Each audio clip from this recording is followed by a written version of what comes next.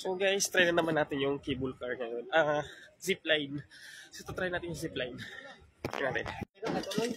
Ay, tuloy. Tuloy po.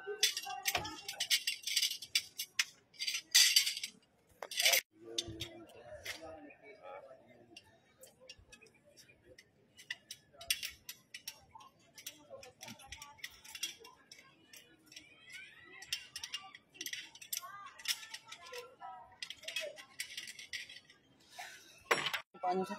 Para ganyan. Yan po din, hawakan nyo lang maigi ng ano, baka tamaan ng lubig yan. I-exit mo lang. Basta pag malapit ka na dun, ilapit mo na sa yung camera. Okay, ready, get set. Okay. Go!